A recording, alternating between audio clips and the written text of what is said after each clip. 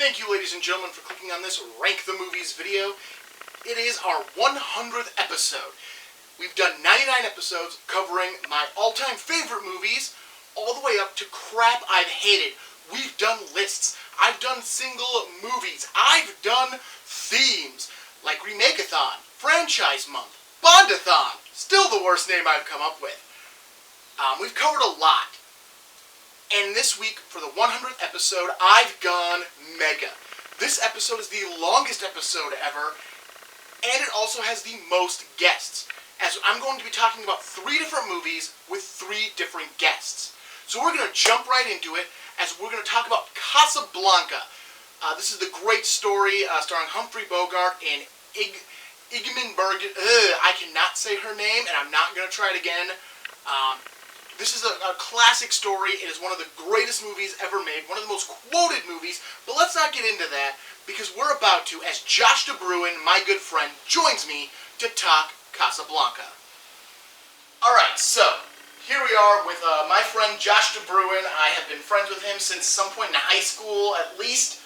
Well, we had a class junior year. We definitely shared the same classroom junior year. I don't think we started hanging out until senior year. Yeah, we basically... Or my senior year. We basically didn't interact at all when we were in that class. No, results were 2. And I was incredibly awkward because you were a grade ahead of me, and I was like one of the only 2 or 3 underclassmen who were in that class, and I was just like, I don't know any of these people. Oh yeah, we really got to know each other the following year when we did The Music Man, which is not what we're talking about. Although, I like the Matthew Broderick version of The Music Man. I think it's a decent one. I haven't watched the original in a long time. I have. I have it someplace. Okay. I think I have it someplace. Yeah, but I like the Matthew Broderick one. I have it over there in my DVD collection. But anyways, we probably really started hanging out when we did The Music Man in high school. But anyways, that's not what we're here to talk about. We're not here to talk about The Music Man. Yet. Apparently yet. That might happen. Who knows? So... Josh was allowed to pick any movie for us to watch and review, and he chose one of his favorites, Casablanca. Now, I know if you go back about a year ago, just a little more, during my Remake-a-thon, I talked about this and its remake, Barbed Wire, which is a very subtle remake. He didn't know that until, today. I've also never seen the movie Barbed Wire and have no... now I have a vague desire to see, the comparison, but... It's bad. Casablanca's a far better movie, but yeah, it is. It really is. There are way too many consistencies for it not to be a loose remake. But we're going to talk about Casablanca as a pair today. Josh, why don't you start us off? Why? Why did you pick... I mentioned it's one of your favorite movies, but, Casablanca, how are you introduced to it? Why is it one of your favorite movies? Kind of walk us through why this is... This is the one you inevitably chose, because he did initially choose a different movie, and we'll get to that. But this is the one we inevitably went with. Well, I'm not going to lie, a lot of the decisions that I made when I was younger, I originally started watching, watched this movie and declared it as one of my favorites early on, because I thought it made me look intelligent. Okay, alright. There's a lot of things I did when I was younger that I pretended to like or put up a front with to try to make myself look smarter, look like I was sophisticated and cool. This was on a lot of lists and things, so just oh yeah, I love that movie. I think I might have even started saying it before I ever watched it for the first time. Not gonna lie.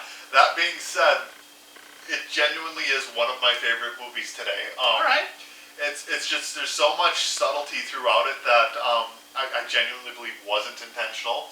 But you have a nice mix of comedy and drama, a little bit of romance in there, as awkward as some of that gets sometimes when you really actually start to put some thought into it. But it really is just this melting pot of all these random things that were thrown in, and by sheer luck it ended up working, and nobody expected it to. It is true. It does. If you look at this movie just on the surface, if you just have someone explain this movie to you, it shouldn't have became the hit it is. Well, I was reading actually that fairly more recently, I guess they broke down and summarized this plot, and we're bringing it around to different movie places to see how people reacted. And a couple places actually recognized it as, hey, this is Casablanca. But apparently a majority of them didn't, and they all went, this would never work. Like, this is horrible. Like, this makes no sense whatsoever. And so many people were just openly saying, without knowing that it was what it was, saying that it was broken, or it needs more sex, or, and that's more of a modern thing, but... It's true.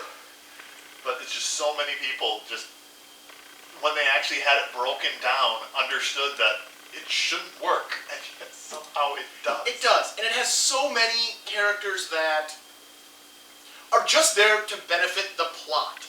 They're not there for any other reason, and I know, but, like, I'm talking about development and any, like, I mentioned, immediately we both think of Laszlo.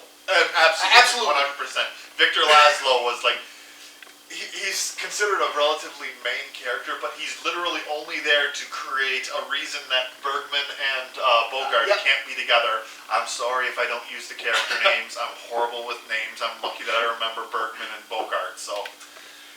But yeah, no, he is totally just there for the plot, and then he has dialogue. The actor also he's very wooden. Like, when we were watching it, that's what I thought, like, he's very, like, everyone else is doing such good jobs in this movie, and he's very wooden. Like, I saw one emotion on that guy. That's why, like, at the end of the movie, when he's sitting there, like, saying that he realized Bogart and Bergman were interested in each other, I was sitting there going, did he?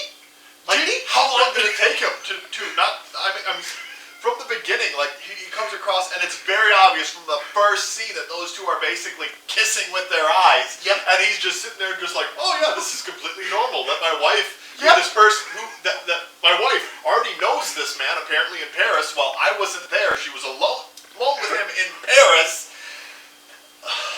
Yep.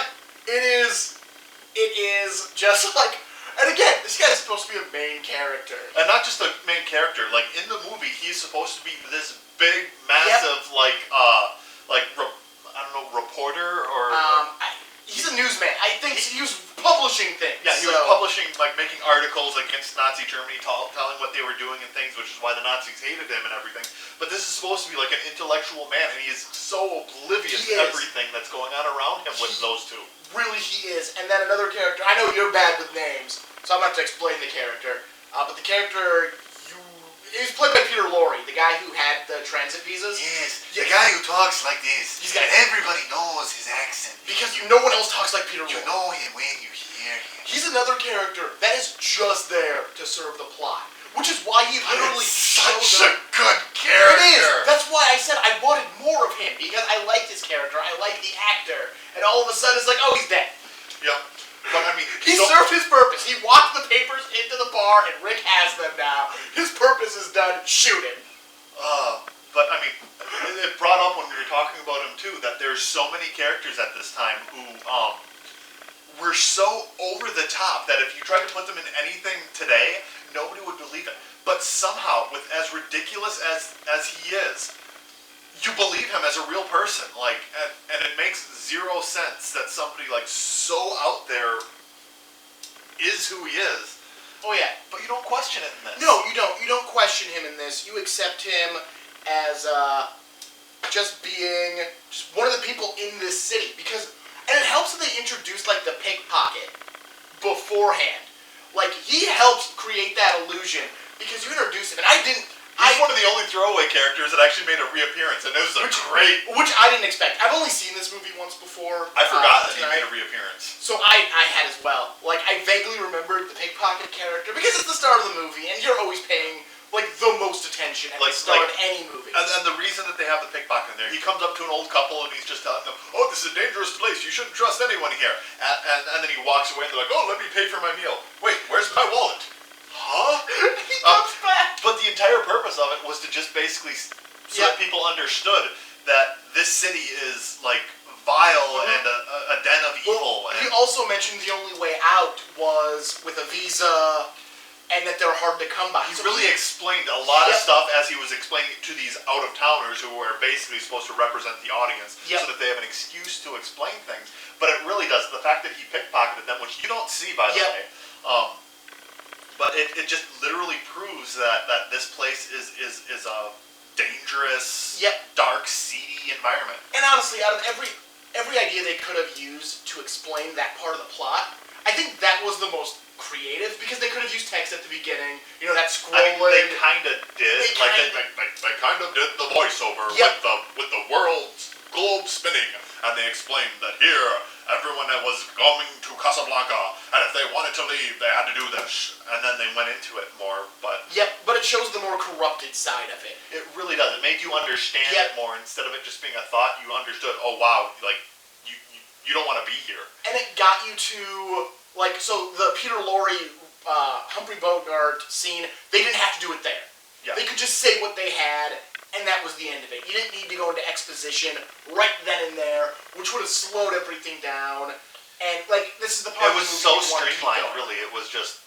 Well, a lot of movies back then were, because they weren't trying to make 2.5, 3-hour epics. They were just trying to make a good movie. Not to mention, they were very picky about what they filmed Yep. because film was expensive. And nowadays, everything's digital. You can record whatever you want. It's true. Just click a button and it's gone, and you have the memory back. But Yep. you lose a piece of film.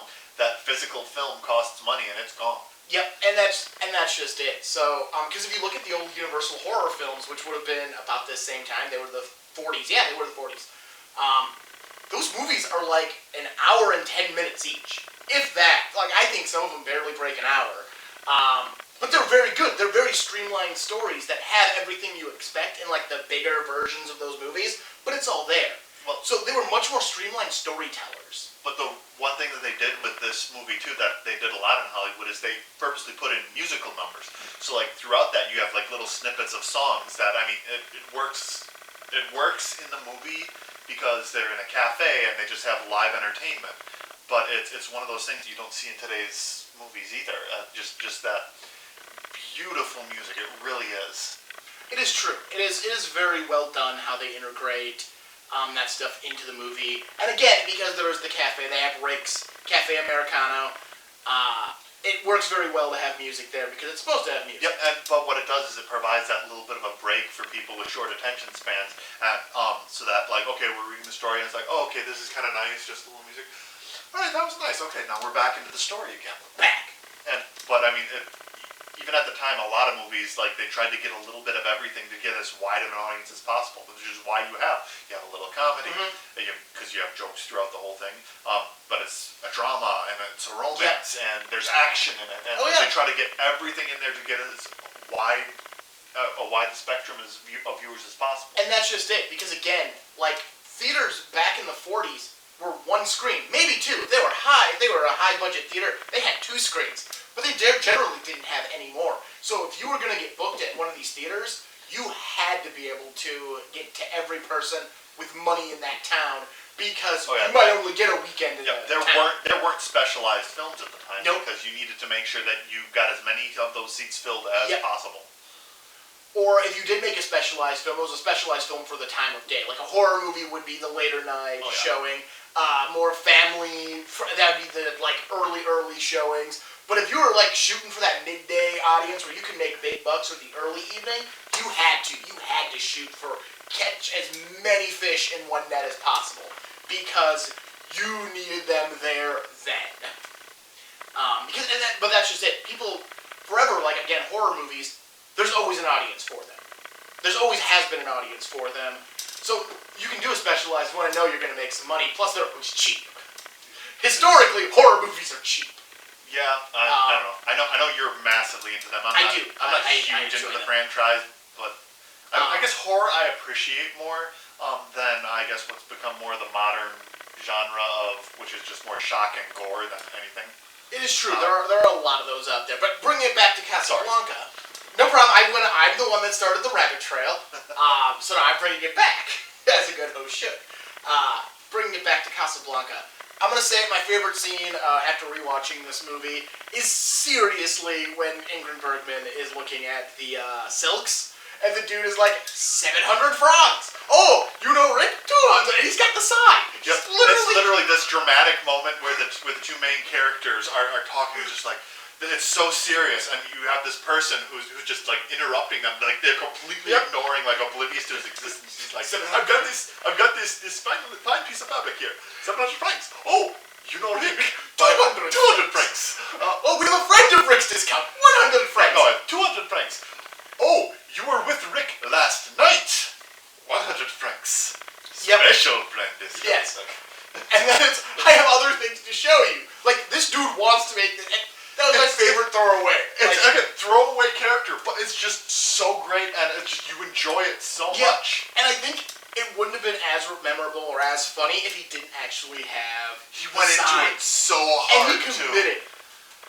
Kind of like I also like the bartender at that one moment where it's towards the beginning of the movie. Laszlo walks up to the bar to talk to somebody else, and the bartender literally just pops into frame, gets the order, and pops out of frame like he was on a spring. Like he literally Laszlo walks up to the bar and puts his arm down. The second his arm is down, I was like, boom, right there. And it's just like, what can I get you? This. Boom, boom, gone. And it's just. It's like seriously, when's the last time you ever had somebody approach you and order a drink the second you got there? Yeah. Usually you're lucky if you're sitting there going, At a busy bar. Hello. Woo-hoo. And so I liked that joke as well. I think there are some other really good jokes in this movie. I think for me, I enjoyed the humor of this movie above the rest of it. It really is just fun, like all the way to like the fact when the inspector comes and has basically shuts down the entire bar, and he needs an excuse. Really, the reason he's doing it is because the Nazis told him to. Yeah. But he needs an excuse, and he's just like, I'm shocked to discover that there's gambling going on at this establishment. Here, you're winning, sir. Oh, yes, thank you. It is. It's a great joke. It's a great piece of comedy. And it does go back to that, you had to have something for everyone in these movies. So yeah, I like the comedy of it. That's what drew me in. I know a lot of people like the love story between Rick and Ilsa. But it doesn't help that you keep breaking it by actually using logic on it, Mark. Yep, it doesn't help. It doesn't help that I was looking at it through the logic of, through a lens of logic and going, this makes no sense. Why? Why are they doing this? Why did she leave him at the train? She found out her husband was alive. Why didn't she just go, hey, I'm married, I thought he was dead. Like, she waited years to tell him. Not to mention that, I mean, just the whole thing about them now is, like, she was practically ready to run away with him again. And the idea that at this time that they would have a married woman who's, like, running off with another man is, like, I'm amazed that they honestly allowed it. Yeah. It is weird that they allowed it back then. But I think, I don't know, the movie portrays them as such a weird married couple, though. Like, you don't really... Yes, but again, you talked about forcing the story, but that's all Laszlo really is part of the story.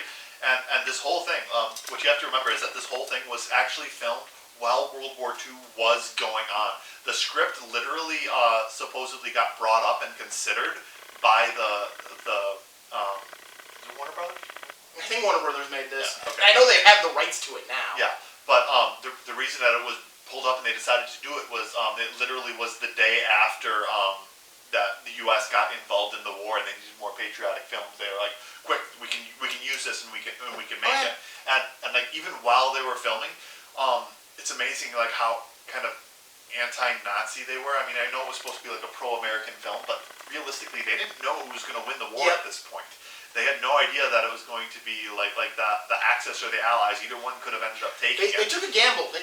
So by basically painting the Nazis as the bad guy, they were risking that if they ended up winning, that everybody who was involved was going to get... Yep. So my biggest lens of logic problem with this movie is honestly the Nazis. It is the Nazis. My biggest lens of logic problem are the Nazis, who will not let Laszlo leave Casablanca to go to America. They'll let him go back to occupied areas, but they won't kill him until like halfway through the movie. Then apparently they're okay with it. Yeah, they do finally. It's like, well, you shouldn't do it because we might kill you. But why wasn't this a threat earlier? It's like right away in the beginning, you have people being killed, and okay, the guy who the guy who had the Peter Lorre. Yeah, originally, they kill him. When they do kill him, it's because that they don't want Victor Laszlo to get out, get away. But there's no reason to kill him. If they just kill Victor Laszlo instead. That's the only reason to kill the courier is because he has the tickets for Laszlo. And everyone's going, oh, well, it's because this is unoccupied France. But the chief inspector clearly doesn't care. And they already killed the guy for that exact reason. Yeah. So if they're already willing to break the law to stop this guy by killing somebody, but they're not willing to kill this guy himself. And that's just it. And I would have accepted because two couriers died to get the transit papers. I would have accepted they killed him for that he was found guilty of the murder and he was put to death for it. I'd accept that. It happens a little fast, but I accept it. But it's because the chief is sitting there going, we haven't decided if we're putting suicide or he died while trying to escape. That makes me go, so you're not going to put you killed him for killing these other guys? You're making up excuses. Yep, they're literally proving that they're fine with blatant murder and just lying about it afterwards, and that they've got the inspector in their pocket, and yet it doesn't occur to them, maybe we should just kill this guy. Yeah. It's kind of, they're willing to do it to other people, but not this one guy that actually matters to them. Because the plot demands it. The plot demands it. But no, overall, Casablanca's not a bad movie. I get it, it's very historically significant. The ending, of course, is iconic. You can't get around it. Even if you had never seen Casablanca, you probably know how this ending plays out. You probably have heard several lines from this movie, even if you don't recognize it as from this movie. Yep. Just because it is parodied. It was parodied so heavy, and it was parodied so heavy well after this. I know I mentioned Gremlins 2 has a joke about it, but also the show The Critic also has a Casablanca joke about a new ending where Ilsa jumps out of the plane with a parachute, and then Sam shoves a piano out of the plane and jumps out as well and is playing as time goes on, as he's parachuting. Like, it's a great joke. Well, I mean, for one of the anniversaries, they actually literally did a Looney Tunes, like, full, like, mockery of, like, the entire, of the base plot going through it with, of course, Bugs as Bogart, which, yeah, I can see. But yeah, this is a movie, I know we haven't dived into the plot, but it's Casablanca. I think if you don't know the plot of Casablanca, or at least a vague idea of what it is, there are issues that are there. Again, because it's a really simple plot. Yeah, to be perfectly honest, it's a dirt simple plot, which is probably why it's only an hour and 50 minutes.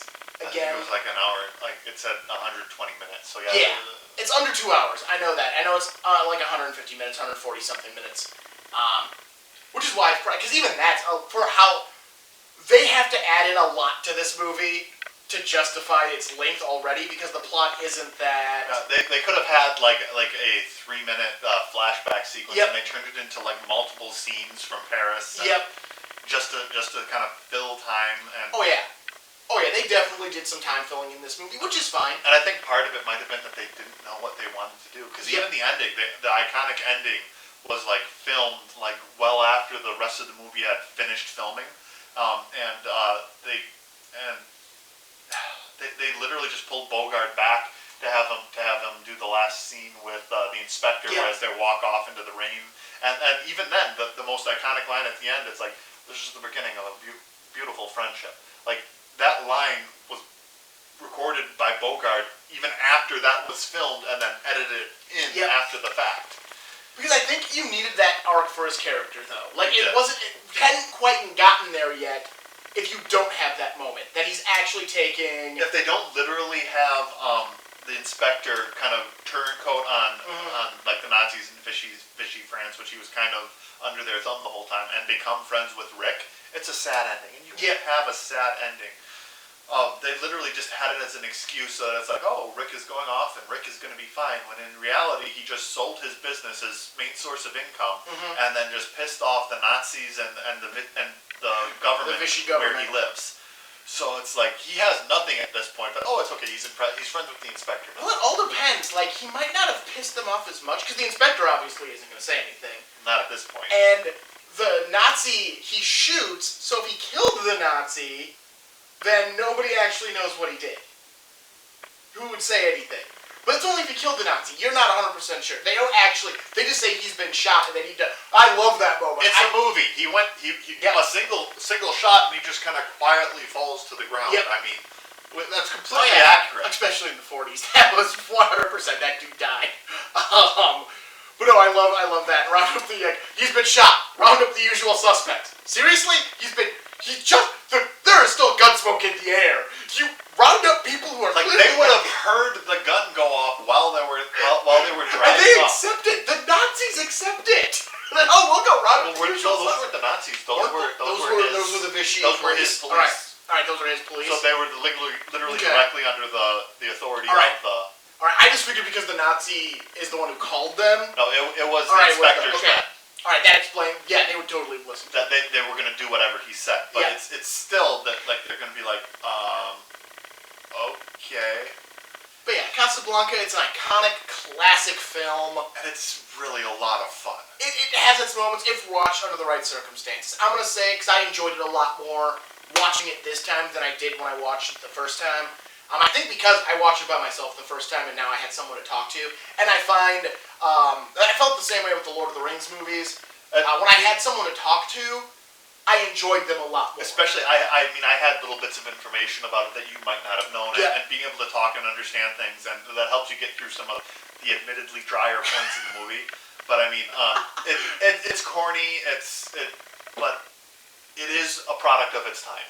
It is, and it's a movie. You can see it why it's held up as well as it has over the years. Now, I did mention this wasn't the first movie Josh picked. He picked a different movie right away, and then he walked through the door, and he went, I should have said Casablanca, and I went, I'm surprised you didn't, because I thought he was going to say Casablanca when I asked him to do this. Well, I thought about a couple movies at first, like the first one that actually popped into my head was Princess Bride, and then I kind of went over to like, well, maybe Scott Pilgrim versus the World, something like that, and then I kind of ended up settling on my original choice was Death at a Funeral. Great movie. The British version, not the American remake, which butchered it. If they watch this channel, they know if I say Death at a Funeral, I'm talking the British version. It better be the British version. I think I'd have to leave here if you said anything. So I was a little surprised at that choice. A little just because he picked something. Like if you would pick Scott Pilgrim, it would have been the same thing. He picked something that I only know about because of knowing him. Was what Death at a Funeral would have been. Casablanca, it's a fine pick, and I'm fine with it. But Death at a Funeral, that would have been because the only reason I know of Death at a Funeral is because I was hanging out at his house. We might have been filming a crappy movie. I'm not 100% sure. I just know he played it and made us watch it. Huh? What? You were biting things. I was not. You were. Okay. But yeah, so... but no, he came over and said, well, I should have said Casablanca, and I'm like, well, he has his copy of Casablanca with him. All right, we can do it. We can do Casablanca. I'm fine with that. Well, I mean, even Death at a Funeral, I mean, I absolutely loved it. I thought it basically went from dry British humor and slowly transitioned to over-the-top British, like Monty Python-esque British humor, and it just went across the gamut of full British humor. Oh, yeah, and it worked, and, like, I'd watched it, at a time like before my wife and I started dating, and I was stupid with girls, whatever. But one of the things that really kind of helped draw me and my wife Tiffany together was there was a joke in that movie about about cue cards, where the guy is reading a speech and he just awkwardly pauses in the middle of a sentence while he's reading the cue cards without any kind of a logical break. Because the awkward pauses as he was reading the cards, they were just that awkward pauses, and it was so funny to me, and Tiffany understood the joke right away and got it, whereas everybody else who was there, because Martin wasn't there the first time that I saw it, like I had to explain it to them, and I was just so disheartened that this great joke. Jokes are never funny when you have to bluntly explain them. They're not. I got the joke too right away because it's a pretty obvious joke if you know humor. Which is why I was so disheartened, and why I was so happy that Tiffany understood it. Yeah, because Scott Pilgrim's also another movie I only went and saw it in theaters because him and one of our other friends, Kyle, made us go see it the day after they saw it. It's a product of its time. It is, but it's still a really good movie. It's still a lot of fun. So, you got a couple extra things here this time. But Casablanca, if you've never seen it, check it out. It's definitely one of those movies. Like it, don't like it. It's one you should watch. I'm sure it's on the 1,001 movies you should watch before you die list. AFI or whatever. Yeah, I forget who makes that list. I just know a lot of movies. All of a sudden, I'll be checking the IMDb, and it'll say, this movie is on the 1,001 movies you must watch before you die. I've probably watched half of them at this point in my life. I've never actually looked up the list and seen what I've watched on it. But I'm sure it's on that list. It is the most quotable movie of all time, according to AFI. That one I know. That one I know. It's got more iconic quotes on like the top 100 than from AFI than any other movie. It has 6 total different quotes, and 5 of them were in the top 50. Yeah, I think the highest one is number 5 on the list. 5, yeah, it's 5. Here's looking at you, kid. But yeah, it is. It's one to check out if you've never seen it. So check it out. Don't check out Barbed Wire. That movie's bad. Don't watch it. I just have to say that because it's a bad movie. It's not even fun bad. It's just bad. Unless yet you watched it, I wouldn't be surprised. Twice I was at going to least. say at least. At least twice, because I watched it the first time to go, I want to watch Barbed Wire. I've never seen this before. And then when I did... Nobody's ever thought that. Apparently I have. And then when I did the remake-a-thon thing, it had been like years since I had watched it, so I had to watch it again. Otherwise I was going to be sitting there going, I don't remember this movie at all. I can't say anything about it because... So I had to watch it again. Why I watch a lot of really bad movies nowadays is because I have to do reviews on them. Your taste has nothing to do with it. No, my taste, but I like those bad movies. Those are bad movies I like. Versus bad movies that are just bad movies. There's a difference. So Josh, thank you for joining me for this part of the video. I hope you enjoyed it. I hope you enjoyed talking to the people and watching Casablanca with me. I had fun. Alright. Yeah. That'll do it. Thank you, Josh. Casablanca. It is an all-time classic. Now, it's not a movie I'm a huge fan of, but it's not bad in any way, shape, or form. This next movie we're talking about is one I had never seen before until it was chosen for this very episode. And that is Master and Commander, The Far Side of the World. This movie stars Russell Crowe and Paul Bettany as a pair of sailors. It is a very accurate movie, and it's a lot of fun. But obviously, I'm getting ahead of myself because I need to let Shawn Maass, my special guest for this review, also say his few words on it as well. So, without further ado, here's me, myself, and Shawn Maass talking about Master and Commander, The Far Side of the World.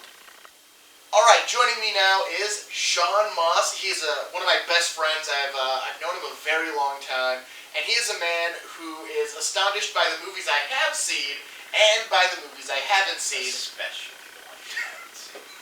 Which is why I thought when I was deciding to do this format for this 100th episode, I decided he was the perfect guy to ask to do one of these segments because he's either going to pick one of the movies he's astonished I have watched, or he's going to pick one of the movies he thinks I really should have watched by now.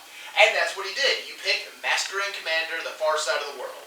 I did pick Master and Commander, The Far Side of the World, and I picked it actually not because I didn't think you saw it. Just because I love this movie, and I don't know, it's like a movie that no one really talks about anymore, knows about anymore. Kind of slipped through the cracks of society into just one of those, hey, movies that were good one time. It is true. This movie had a lot of praise and hype when it came out in 2003. And that kind of has died off. I think it's funny just because last Sunday I was at the Shawn Flea Market. Okay. And I openly noticed like multiple copies of this movie. Sure, yeah. Like I remember seeing multiple. So it's kind of funny that now you picked this movie after that. But it is one. It's one I never got around to seeing back then. Because I gotta admit, it isn't one that like made me want to watch it. Sure. Like I saw the ads, I saw the trailers, and I went, okay, it's a Russell Crowe movie, you know. So I never saw it. I might have watched it as part of an English class. I'm not 100% sure. If we did, it wasn't the whole thing. It was just like this scene to illustrate a point. Yep. But yeah, so this is the first time I've ever watched this movie from start to finish, and I think there's a director's cut out there too that's longer. I don't know if you'd want a movie longer than, what is it, like 2 hours and 15 minutes or so? Something like that. Somewhere around there with the credits, so it's... It's not short. No, it's not short, but it keeps a good pacing for that length. I never felt like it was dragging. In fact, it really just jumps right into it. It sets this, it has a black and white screen stating, hey, Napoleonic Wars, and bam, like right into, hey, let's see if we can blow up another ship, sort of thing. Seriously, there's no character introductions, there's nothing. It is just straight into, you're going to have to figure out who these people are as we go. Because that's just the way this movie is set up. Definitely. Which, again, I have no problem with. I thought, like, I wasn't expecting that. Because, again, this is a bigger budget movie. Because it has to be a bigger budget movie. Definitely. You had to have a huge budget because they have actual ships all the time, and they're blowing them up. Yeah. So I expected more of that build-up. Well, we want you to know these characters, so you feel bad for them when they die. Because I gotta admit, 9 times, like, especially that ending scene, I saw a character and went, I know I've seen it before, Yeah. but it was hard to, like, if they weren't Russell Crowe, Paul Bentley, or the one-armed kid. The one-armed kid. That's basically where my full-on, like, even his first mate with the scar on his face. Yeah. Like, I recognized him every time he showed up in the movie, Yeah. but I'm not sure I ever cared about it. Sure. I'm not sure you needed to either, No, though. I don't think so. He really was just that support role of, hey, this is a good first officer. Yep. You know? I feel like the 3 characters that I mentioned were the 3 characters you're supposed to care about through this movie. Yeah. And he was just the Riker to the, Yeah. cards and datas of the world. But yeah, but just even the fact that Russell Crowe doesn't have any type of character introduction. He just literally, you see him putting on his stuff because they've called. For the captain. They're like, hey, where's the captain? And he's like, oh, I'll put on my captain jacket now, and here I am. Yep. And then so you just see it. Russell Crowe. It's like, okay, again, but I liked the way this movie started because of that. Because it just got you into everything. It set the pace and went, this is what we're going to do for the rest of this 2 hours and change, is we're just going to keep moving forward. Yeah. And like we mentioned before, the movie takes place over, probably a year. Probably. A year of time, and so it's jumping very quickly over weeks or months of time in the discourse without any of that, like, December 24th, 1682 garbage that you really don't need. It just goes, hey, you'll figure it out. Yep. Times move forward. And if you don't figure it out, it doesn't really matter. It just means you haven't followed where geographically we are in the world right now. As they literally travel around the continent. Yeah, because it's just the part that really showed it for me. I got it from the beginning that this movie was making those jumps, and again, it told a better story that way without, like, dragging us into every little, like, it really was when they ordered, oh, we're turning south, and then there was snow everywhere. Yep. Like, that hit me as like, no, there's been a decent amount of time since they turned south. There were just jungles and monkeys coming out on boats to visit them, and now there's snow. That's how far south they are. Yep. You gotta go way south to get snow. Yep, because again, that's when they went around Around the horn. around the continent, to catch up to the boat they're chasing. Because this movie is, a very simple plot to this movie is, they're chasing a French privateer boat. Yep. With orders to sink, burn, or capture. Yep. And it's a game of cat and mouse between the 2 ships and the 2 captains, and that is really essentially the plot of the movie. It is true. The in rest, its full entirety. it is. The rest of it is somehow a character story. With, again, like, it's almost like vignettes at some point. Sure. Like, because the whole thing with Mr. Holman, the Jonah. Hallam. That's basically a self-enclosed thing. Like, you see Hallam before that. Yeah. But you're not really, there's no spotlight shined on him before that. Then we enter into this moment where he's the Jonah, and the spotlight's just on him. Yeah. For that entire, like, 15-minute segment. And then it ends and we move on to the next segment. And I feel like that's kind of how this story was told. It was almost told vignette style, where we're going to follow, like, Russell Crowe is there for the entire thing. He's involved in everything. But we're actually going to follow this one person up to this point, and now we're going to switch gears and look at somebody else. And I really wish I had read any of the books at this point to say something like, Yeah, and that's exactly how the books read. When you read the books, chapter 13 happens to just be all about this character and her story. And you move over to 14, and as it goes through these vignettes, of course, I don't know why you have them. And this is a movie I didn't know was based on a book. Until you said something. I sure hope I'm right, man. I don't know. It sounds right. I've said it permanently now. It's in permanent record. It is. It's a permanent record now. But yeah, I'm pretty sure. I'm pretty sure it is too. Once you said it, I'm like, just the title of this movie makes me go, it's based on a book. Because I can't imagine someone greenlighting Master and Commander, The Far Side of the World. Yeah, that'll look good on marquees. But then again, you have Pirates of the Caribbean, The Curse of the Black Pearl, so... And that would have came out they right around the same time, actually. One or the other normally, once they got into those. Once the water wheels started falling off the buildings for sword fights. They just called it the Black.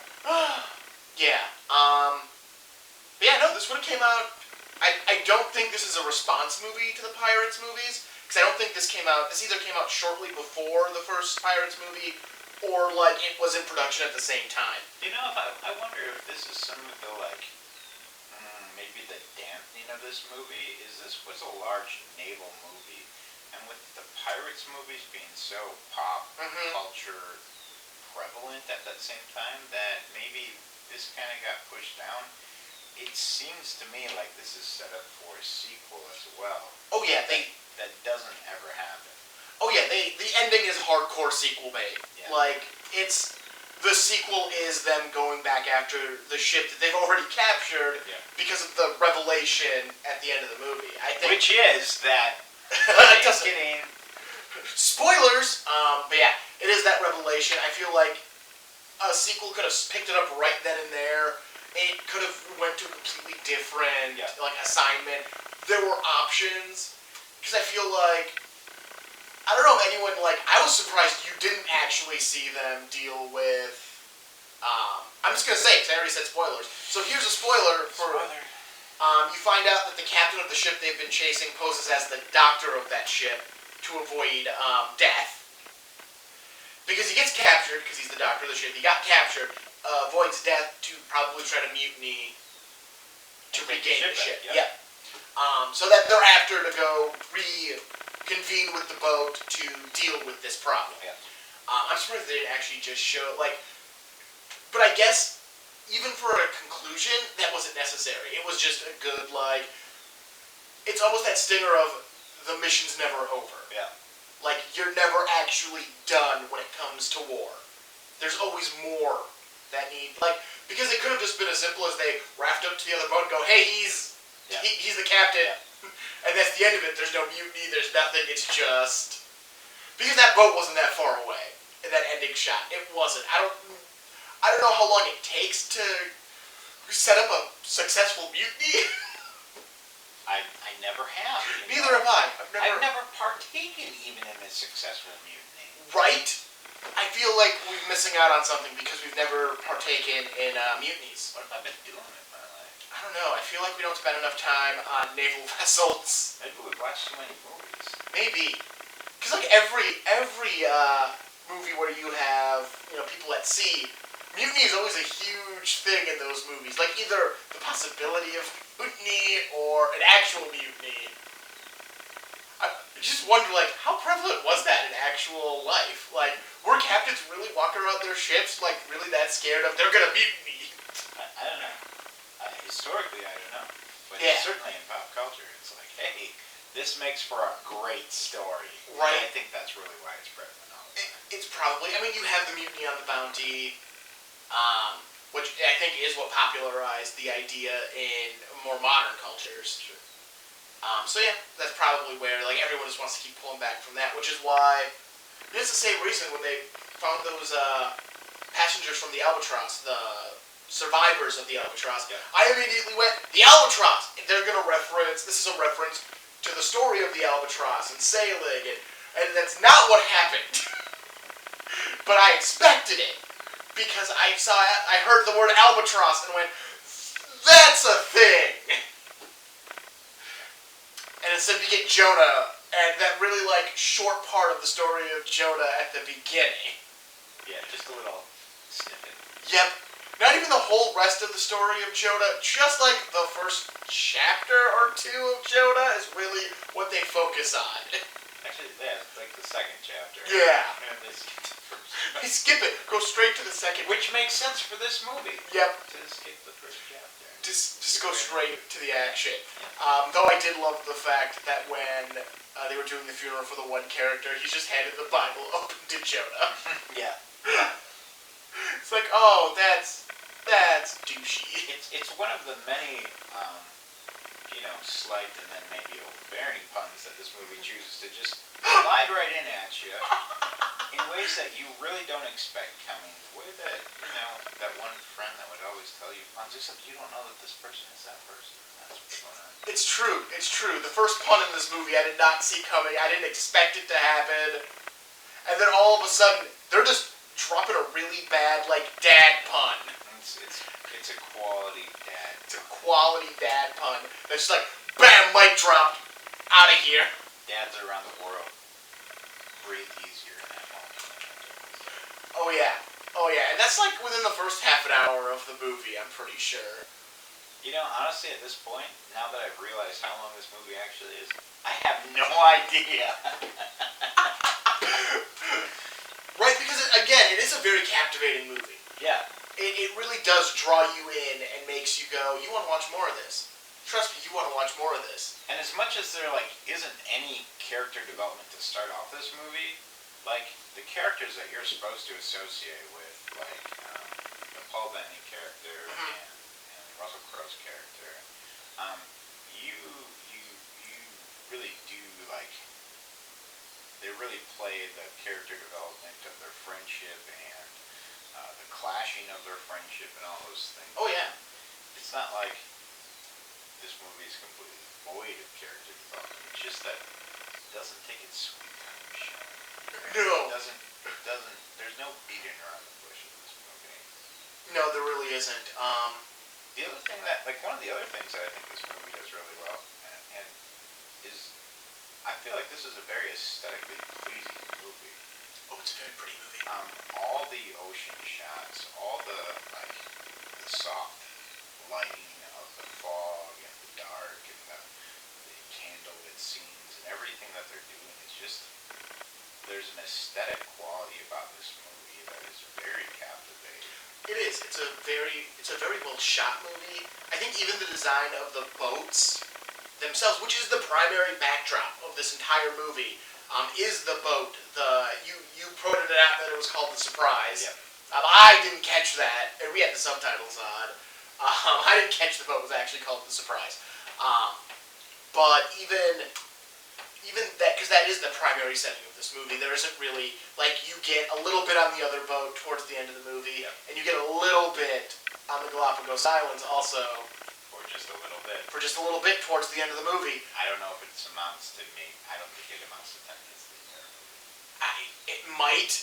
It moves at a good enough pace, and the fact that entire scene starts off with the doctor, performing his own surgery. Spoiler. I think that kind of you forget just how long you're in all of this, because that scene is just so well done. Yeah, you really believe he is in pain as he's doing these things. There's several different wounds from battle, and you believe that these people are in pain. It's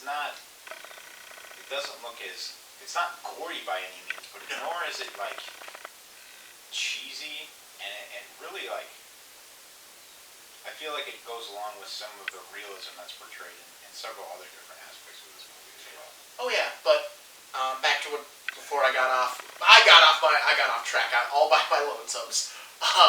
The design of the ship, it's the primary backdrop of that movie, and it was so well done, but yet it still wasn't ever, they never made it feel bigger than it should have been. It never felt, you still got the claustrophobia of a boat, because boats would have been a very claustrophobic place to be. When you were below decks, you got that more claustrophobic feeling. When you were above deck, but it never felt it's I almost want to go to Titanic, although Titanic was a huge boat. But you watch that movie, and you feel like there's way more space inside that inside the actual ship, then there actually would have been based on like how big it actually was. You feel like there's a football field in the ship. Right. And I feel like this one, everything feels like it fits the dimensions of what you're seeing when they get to shots of just the ship and its length and its. I feel like everything fits in there. Like you could actually build a diagram of it, and you wouldn't be lacking of space for anything, and you wouldn't have extra space either. Everything would have been basically accounted for, and that they use that very nicely. Sure. Yeah. Of course, making a diagram would be a whole lot easier if your wife's second cousin was getting married and you wanted to see the ship in the dry house. It's a great bit. I think that's just another. It's another like levity moment. Yeah. And it does help them later on to know the ship, but it's a great levity moment of just this like connect the dots style of this is how we have this information here. This is what we did. We'll just conveniently insert information into random slot A Yep. for your disposal.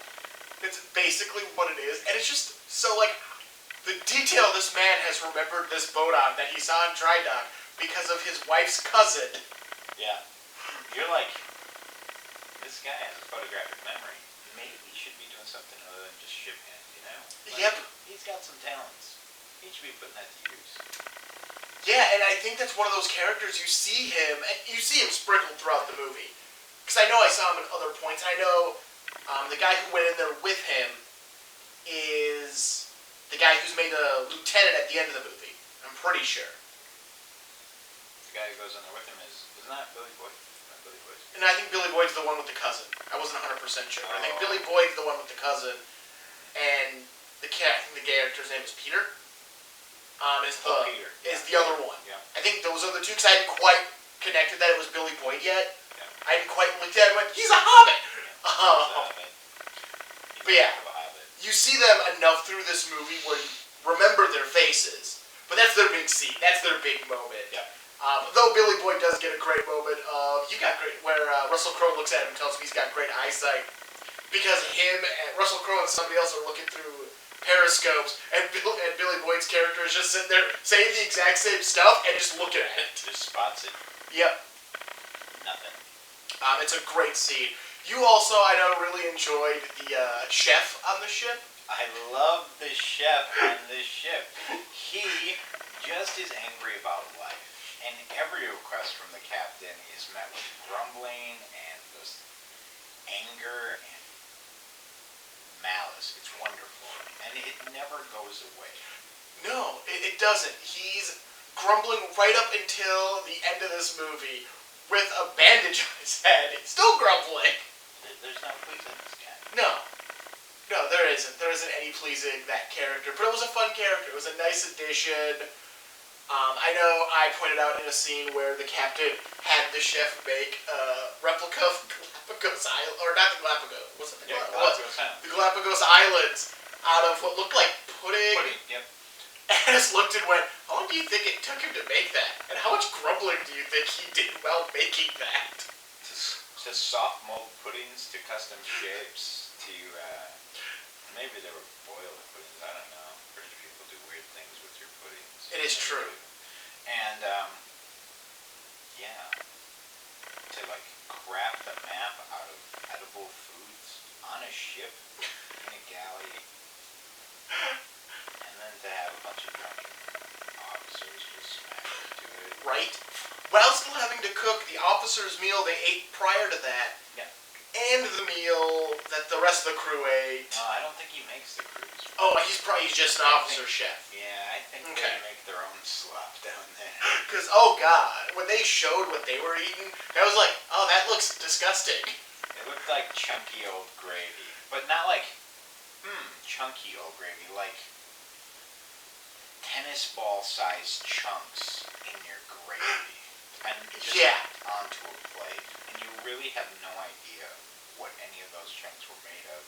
Right? Nor do you know if you wanted to, like, look into it. Like, Yep, it looked like they just drew straws and whoever lost had to make the meal, and whether they knew how to cook or not. Just throw stuff into a pot and go for it. Hope it turns out brown. If it turns out brown, you know it's edible. Probably. Because you gotta imagine the things that would hold up well on a ship. You're not looking at a lot of fruits and vegetables. Now you're talking flour. Yep. Eggs, because they showed that they had chickens, so they had eggs. Flour. I don't know. Rice. Maybe. Rice. Rice, maybe. Barley, maybe? Yeah, maybe some other grains and Oh, yeah. stuff. Oh, yeah. And they probably had milk from the livestock. Then when you catch the rats that are eating the grain, then, Yep, then you got rats. protein. Rat meat. I did like the fact that they showed that they had livestock. They never showed after that initial opening to the movie. Yeah. They show moving the chickens later, Yep. but you never see, they show the big livestock, like a goat, and maybe a couple of goat. They do mention having a tortoise on board later on. Yes, because they want to eat the tortoise. Until you're going to eat a tortoise, I say keep it alive. There's no better spoilage prevention on a ship than keeping your tortoise alive. It is true, because we pointed out the goats were probably for milk, and once they couldn't get milk out of them anymore, meat. Whichever works. Yep, because again, the best way to keep meat on a ship would be just leave it alive until you want to eat it. And that was one of the several things that we noted, that they just showed the little details of life throughout this movie, whether it was the way to keep your food, the way to take care of the way you actually swab a deck, the way that they had to stop and get supplies, the things that they worried about that you don't normally think about or worry about, not raining and, being worried about not having water while you're surrounded by water. That's a real issue. That is. They also show a little bit, and this is again going back to the Jonah segment, they show a little bit about the possibility of the crew going mad at sea, because that's also where they don't have rain. And they don't have wind. And they're just kind of sitting there. Yep. Because again, there isn't a lot. You can't get away from people on a ship. You're either above deck, surrounded by people, or you're below deck, living on top of people. Yeah. And you're not bathing because you have no water. Or cleaning. Or really doing anything. Yep. You're kind of just sitting there.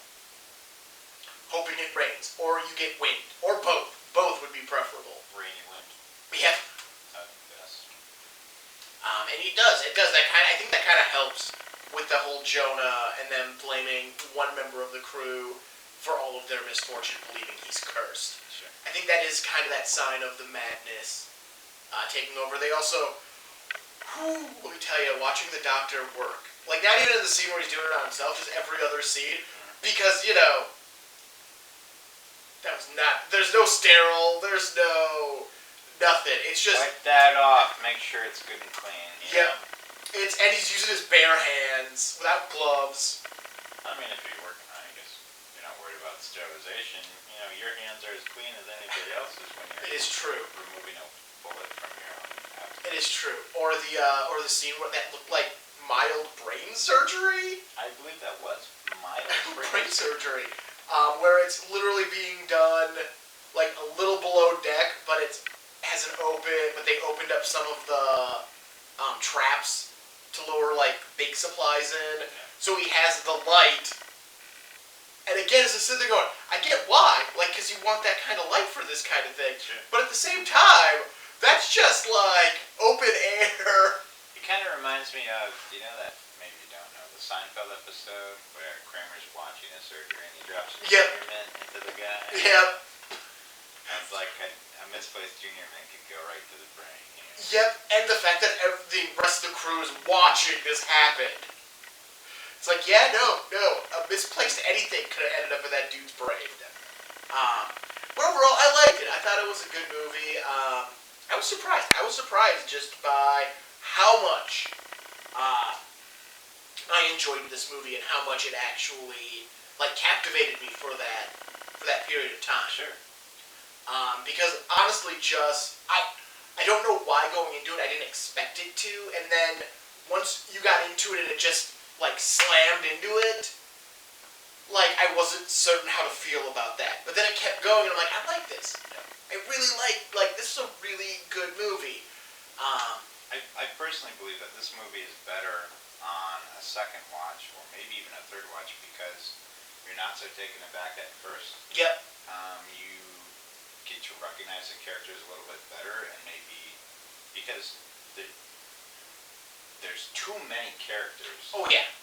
For you to understand them or feel them or even notice the little things that they're all doing. I feel like this is a very well cast movie as Yes. well.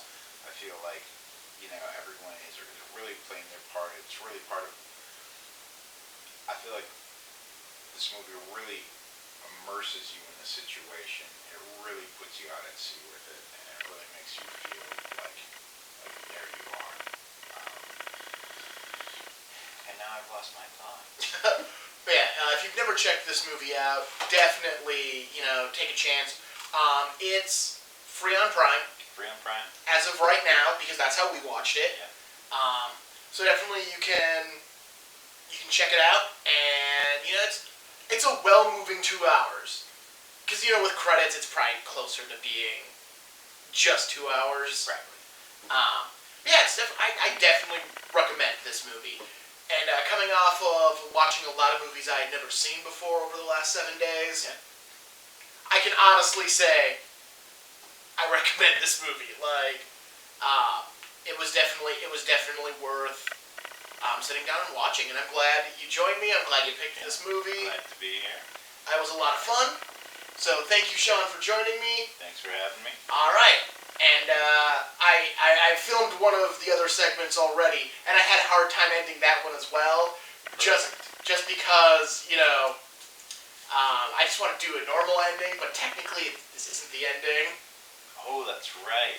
There's more. There's more. Or there's just another shot of me ending this, because I haven't figured out the order of these things yet. Or we've cut all of this already. Or I've done some editing, which would be a first for my videos. You don't edit your videos. Very rarely. No. Otherwise, I just let my ramblings go through as is. Well, then I can keep this going, I think. Probably. All right. Thank you, Shawn. Thank you very much for joining us. And check out Master and Commander: The Far Side of the World. It is definitely a good watch. Oh, yeah.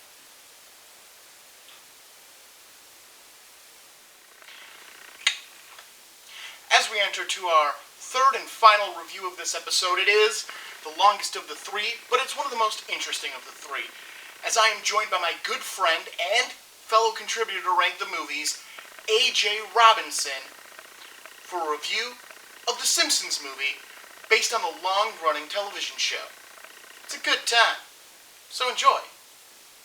All right, joining me at this time is A.J. Robinson, another one of my good friends. If you watched the Lord of the Rings, the Two Towers, Return of the King video, he was on that one with us, so I really don't need to do as much of an introduction with you, A.J., because they should already be fairly familiar with who you are. Now, I asked you to partake in this 100th episode spectacular, and picking out a movie that you really like and you wanted to talk about. You picked the Simpsons movie. Naturally. If the Radioactive Man, the soundtrack, and the Duff Beer Cups didn't, and his own Simpsons cup, didn't give away what he had picked for his movie, for his film choice. Now, you said, obviously, so let's start off with that. Why was this the obvious choice for your pick for what movie you wanted to watch and review? Well, it's pretty simple. It's one of the greatest movies ever made upon a series that definitely needed a little juice to get itself going again. Everybody knows how popular The Simpsons was at the beginning, and eventually they just kind of sunk into monotony, as a lot of shows do, and it's obviously even worse now, but that show really revitalized the show for a while, gave them a project that they cared about, loved about, they can actually put their effort into it, and it made me realize that after watching this movie, all their movies based upon previous series are just a toy. Okay, I read Small Soldiers there when you said that. Yes, unnecessary reference is okay. unnecessary. All right. So thinking Small Soldiers was the correct thought process. I liked The Simpsons when I was a kid. It's weird saying that because I'm pretty sure The Simpsons debuted either in '87 or '88. So either it's your age or it's my age. Yes. It's one or the other. So we've literally never lived. Basically, you or one of us have never lived. Both of us, actually, if it's me, have never lived in a point without new Simpsons. Yeah, and watching the ads just reminding us of when the movie came out. Started advertising in '06, which is the year that I graduated. Yep. And then '07 is when it came out, and I have my 15 year coming up this year, which I'm not sure is actually going to happen. Yeah. But this movie's almost as old as me being in high school, coming out of high school, and I don't even remember the first time I saw it. Yeah, but it's just something I've always remembered making references to. Right? When we popped in the Blu-ray, it immediately opens, because I'm pretty sure it's just a DVD rip of the preview trailers. Yeah. And the first thing it opens with is Alvin and the Chipmunks. And it's the first movie. And I'm like, what the hell? There's like 2 or 3 sequels to Alvin and the Chipmunks, and we've got an Simpsons movie. And I have to imagine the Simpsons movie did better financially than the Alvin and the Chipmunks movie did. Oh, Lord, I hope so. So that threw me for a loop. That made me feel like this movie was way older. And then I kept going, no, it's not that old. And then I remembered, having a roommate in college who also loved this movie. And if we were both super tired, and late at night, this is the movie we generally put in and watch. Because it's not super long, and it's very well done. It's a very well done film for a TV show that, it had gotten really stale by the time the movie came out. Yeah, they just forgot the love that they had for it, and they just weren't putting in the full effort. Just brought everything back. Yeah, and it was really cool. I actually did get to go see this in theaters. I went with a group of friends. I can't remember if it was opening weekend or later on in its run. I just know I did get to sit in a theater, and when you're sitting in the theater, the first real joke this movie makes is legitimately mocking you for going to see this movie in the theater. I don't remember if we saw it together, but I remember seeing it in theaters, and I remember appreciating that. It was a great joke. It really was. You get this nice itchy and scratchy opening, which is fun. It's a good way to get itchy and scratchy in. Plus, there is the episode where they say itchy and scratchy have a movie. Yeah. So, it kind of works in with the series because this movie makes a lot of oddball references to random episodes of the show, especially early episodes. And then it takes you into that joke of who would pay to see something in a theater when you could just get it at home for free. It is. It's a great opening. That's a joke somebody came up with, and everyone was like, "Yeah, that's awesome. We need to make sure that joke stays." Because with the advent of the Blu-ray, we were able to watch the deleted scenes that were on here, and they were for the most part pretty decent. And one of them kind of gave a little extra context what happened in the dome. One of them was kind of Yeah, I get why they didn't put it in the other EPA presidents, but the little shot with the sausages with the little jingle, I'm so sad it wasn't in the movie. I'm so sad. That was such a good beat. It was short, and that would have been my ringtone. Basically it's Homer gets to the dome by being picked up by getting a ride from a dude who's driving a sausage truck. And the dude drops Homer off and then goes, "I'm gonna go check out my sausages," and then sings a little song about it. Checking out his sausages. Yes, and then opens it, and you see Homer with a string of sausages climbing up the cliff, and the dude screams, "No!" It was one of those deleted scenes you watch and you appreciate and you really wish they had left in. I found that with a couple of movies where there's just this deleted scene that was cut probably for pacing or timing. That's just on its own funny joke. So I guess stepping into the actual movie itself, or we could step into just the Simpsons TV show in general for both of us. I'm not really sure which way we want to go here. This is kind of one that you can get real baseline on, or you can dig into a lot. Oh yeah, because one of the things that makes the movie so good, again, it took what was popular and what was successful in the TV show, implemented it into the movie, and that's why I say you could actually see them showing love and care for a little TLC for the movie.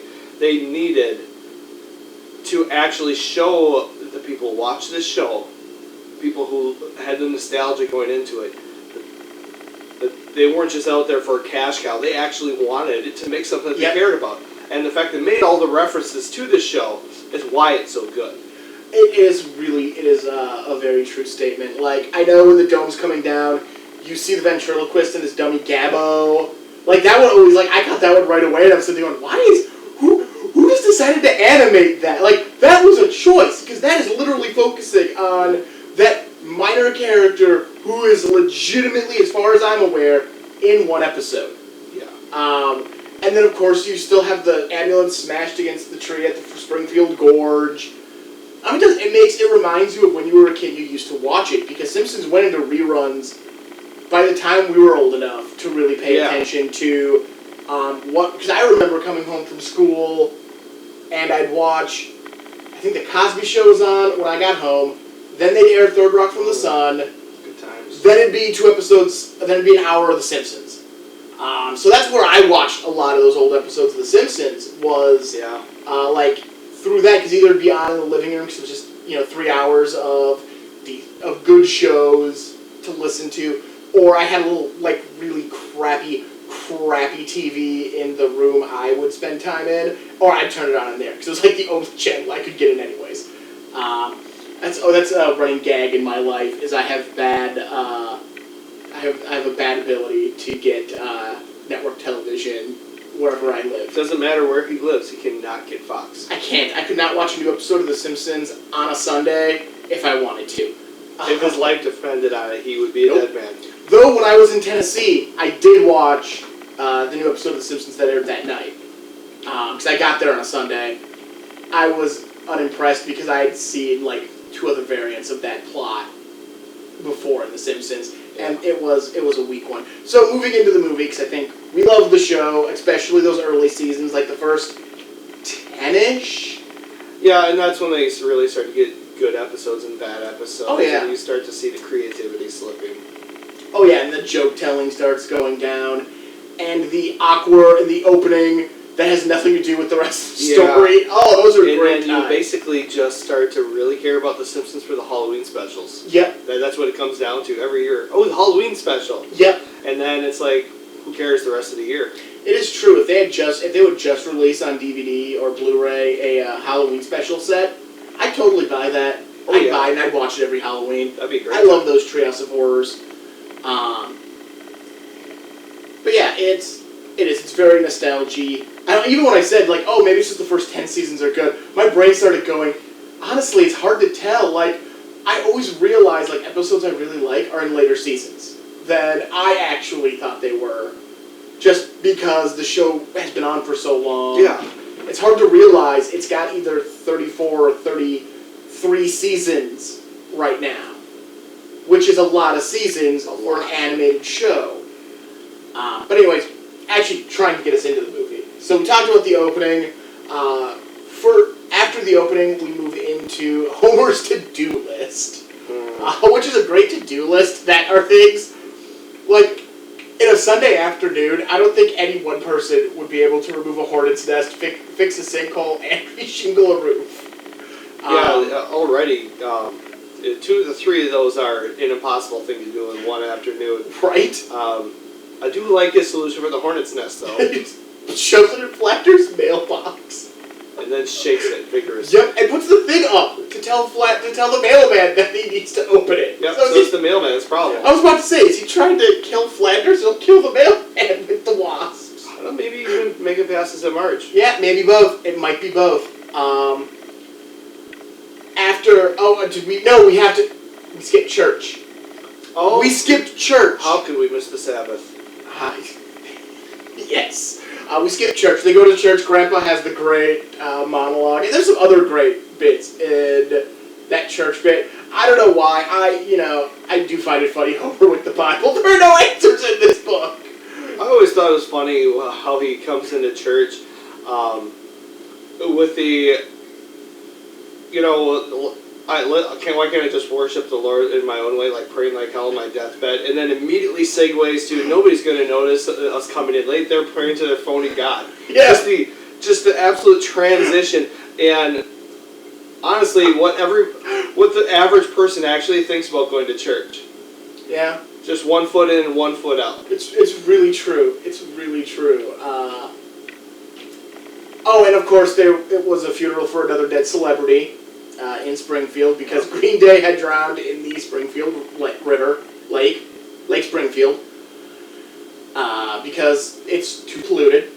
Grandpa has his vision with God. I think the vision with God, I don't think is it's a good seed. I think the payoff really is Grandpa in the car rolled up in the... Oh, yeah. And he's so excited to get pancakes and bananas, and Homer leads him on like he's going to get it. Yep. And then he just leaves him in the car. Yep, I think that is the great payoff to that, is Homer is going, rolling down the window and running off because Grandpa's rolled up in a rug and can't go anywhere. And nobody else cared. And nobody else cared about the grandfather who they left sitting in the car. Not even Marge. There's the one who's pretending to care. Yep, about what just happened to him. She still just leaves him sitting there. They're all jerks. They really are. They might be the worst people in Springfield. They might be. Of course, then we move on to Homer's to-do list, which eventually leads to Bart skateboarding, to Krusty Burger and back naked. Ah, yes. But girls might see my dingle. Well, you don't have to do it, but I'll call you a chicken, and at your wedding, I'll stand up and go, bok, bok, bok, bok, bok, bok. I like that line. I do. I don't know. I like bocking like a chicken. He threatened it on my wedding night. I have threatened it on wedding day. I upped the ante on what he should actually say. Yes, he did. To the line of dialogue at the end of Bart skateboarding through the town, which I do. That's a great scene. Again, it's another great segment of this movie, just because it's such a great, they go to so much length to hide his crotch. Just to censor him. Just to have that moment where everything else on it is hidden except his crotch. It's a great moment. It's very well done comedy. And again, it shows that they put love into it. They put thought into what they were doing when making this movie. But I think even, the bountiful penis joke aside, my favorite part of that whole scene is the worst day of your life so far, simply because of how quotable that line is. And then Nelson shows up and just laughs at him, and not for a short amount of time. An entire shift is now went from the middle of day to sundown. Yep. And then once he's finally hoarse, his mom shows up and laughs at him too. Oh yeah. And this is all just a lead up. All of this, really, it's just a B plot. Because it's the Bart Flanders plot. But even this scene, you really didn't need to get to where you were going. It's all just a lead up to get them into Krusty Burger for the ad. Yes. Where Krusty has a pig, and the pig is wearing a chef's hat. People close. And at the end of the thing, he says, "Alright, kill the pig," and somebody immediately pulls out a knife. It's like, wait, they're gonna butcher the pig? In the middle of the restaurant. In the middle of the restaurant while people are eating. Wow. That is awesome. You can't kill him when he's wearing people clothes. And then the pig connects with Homer, and Homer takes the pig home. And treats him like the son he never had. It's true. Which then gets us to the Bart and... It's funny because he had two sons. It's true. He did have two sons in that one Halloween special. But that is actually where you get the Flanders-Bart plotline. You didn't need the earlier bits. Yeah. Because literally that would have set it up fine. It's Homer with the pig. Yeah, but it goes to show that from the very beginning scene, bringing him to church, he doesn't really care about his son's well-being because he's selfish. He's on the roof and he's being selfish and he's recklessly playing with his son. And now you see him being reckless in his parenting again. Yeah. And then he completely neglects them, doesn't even bring him pants. Oh, yeah. And it's just a constant, every scene just shows how bad of a father he actually is. Oh, yeah. And how bad of a person That's the whole plot of the movie. He's a terrible person. It is true. Homer is probably the worst person in Springfield. Even with Mr. Burns, he's probably the worst person in Springfield. From there, we get the Flanders Bart plot, which it does have the great flashback, which again was, not again, but I said it while we were watching it, or while we were watching the special features. That's basically in every ad, with Homer fishing, with the bug zapper. It's a great scene. It's a fun scene. But, man, the silo. My brain just immediately wants to jump to the silo. And I know we're skipping the entire, EPA... No, that's fine. Subplot, or main plot. That's the main plot of this movie. Though if you get a copy of the Blu-ray, and I think it's on the DVD as well, watch the trailers. The trailers do not mention anything about the EPA, the dome. The entire plot of this movie is basically not there. It is completely advertised by, come see The Simpsons. Yeah, I mean, you do get a couple of he has to save his family. Yep. But that's really it. The neighbors are loud. I don't know if that picked Very up loud. on camera, but... So, I just had a moment of one of the Simpsons episode pop in my head. Okay. Again, digressing back to Simpson, Homer being a terrible person. Remember the episode where Ned Flanders just goes absolutely crazy? He just starts berating everyone, just telling them how he really feels about every single person. Yes. And he basically makes a joke about Bart pulling tricks for a quarter. And then he goes to Homer and says, You are the worst person I've ever met. And Homer goes, oh, I got off easy. Yep, I remember that. My brain, I couldn't remember what he said to anyone else, but the minute you said that, I knew it was to Homer, it was you. You're the worst person I've ever met. The line immediately popped into my head. Because it's a classic Flanders moment. But anyways, Homer builds a silo, which makes sense. This is actually a sensible move for his pig's feces. Yes. Which is filled in 2 days. Because Homer helped. I almost wanted to fact check that. How much crap can a pig create in a day? I mean, obviously in a controlled environment where it's constantly eating. Yeah. I want to know how long it would take to fill it up. I don't know. I honestly don't know. But again, Homer is helping. So you also got to wonder how much crap can Homer make in a day. Because, you obviously want to suspend the reality for the joke, for the sake of the joke. Because there's obviously little things throughout the movie that aren't physically possible. No. Like the way in which he rides up the dome walls. Not possible. No. The glass turning to basically like snow. Not possible. When it's the little thing. Already, where you're in the scene where they're there with the torches and pitchforks, and they're pulling down the tree, and the tree's rocking back and forth, which obviously you're not going to see. Yeah. But they go down once, come up. They go down another time, and Grandpa's down there with a shotgun, double barreled, but he cocks it. And I never noticed that before, and I saw it today, and I'm like, that's not how that would function. Yep. And then the actual way the sinkhole functions is not how a sinkhole functions. There's absolutely so much that I had to just say, it's just a silo of pig crap. Yep, it's a silo of pig crap. But anyways, Homer goes to dispose of it, and apparently Larland Donuts got closed down. They're giving away donuts for free. Chief Wiggum almost shoots himself in the face.